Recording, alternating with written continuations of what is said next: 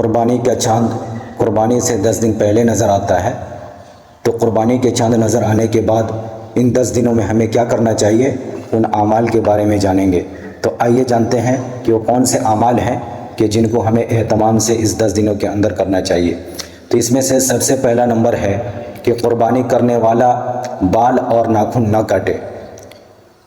یہ مستحب عمل ہے کہ جو کوئی بھی قربانی چاہتا ہے، قربانی کرنا چاہتا ہے، تو قربانی کا چاند نظر آنے سے پہلے اپنے بال اور ناخن کو کاٹ لے، اور اگر نہیں کاٹتا ہے تو پھر جو ہے قربانی کے دن قربانی کرنے کے بعد اپنے بال اور ناخن کو کاٹے۔ دوسرا ہے ذی الحجہ کے 9 روزے رکھے، ورنہ کم از کم یوم عرفہ کا 1 روزہ رکھے۔ تو قربانی کا چاند نظر آ جانے کے بعد دوسرا حکم یہ ہے کہ ان 10 دنوں کے اندر روزہ رکھا جائے۔ حدیث پاک کا مفہوم ہے کہ جو کوئی عشرہ ذی الحجہ کا ان 10 دنوں کا کوئی 1 روزہ بھی رکھے تو اسے 1 روزہ پر 1 سال روزہ رکھنے کا ثواب ملتا ہے، اور اگر نہیں رکھ سکتا ہے 10 دنوں کا روزہ تو قربانی سے جو 1 دن پہلے کا روزہ ہے جسے عرفہ کا روزہ کہا جاتا ہے، تو کم سے کم اسے رکھ لینا چاہیے۔ اور اس کی فضیلت کے بارے میں آپ صلی اللہ علیہ وسلم نے ارشاد فرمایا کہ جو عرفہ کا روزہ رکھے مجھے امید ہے کہ اس کے 1 سال اگلے اور 1 سال پچھلے گناہ معاف ہو جائیں گے۔ تو یہ 2 کام ہوئے کہ روزہ رکھا جائے ان 10 دنوں کے اندر، ورنہ کم سے کم عرفہ کا روزہ رکھا جائے قربانی سے 1 دن پہلے کا۔ نمبر 3 میں ہے ان دنوں میں زیادہ عبادت، ذکر، دعا اور تلاوت کرے۔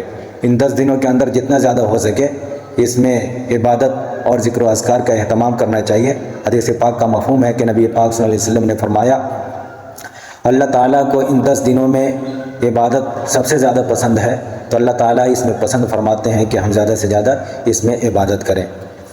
چوتھا عمل ہے 9 ذی الحجہ فجر سے 13 ذی الحجہ عصر تک تکبیر تشریق پڑھے، اور وہ تکبیر تشریق یہاں لکھا ہوا ہے، آپ اسے یاد ہے تو ٹھیک ہے، نہیں ہے یاد ہے تو یاد کر لینا چاہیے۔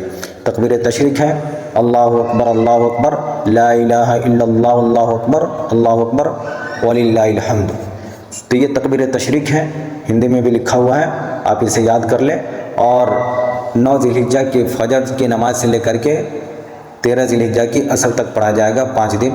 سلام پھرنے کے بعد بلند آواز سے پڑھنا ہے، اور عورتوں کو بھی اپنے گھروں میں نماز کے بعد سلام پھرنے کے بعد اس تکبیر کو پڑھنا ہے۔ اس کے بعد 5واں عمل ہے قربانی کے دنوں میں اخلاص کے ساتھ قربانی کرے۔ تو یہ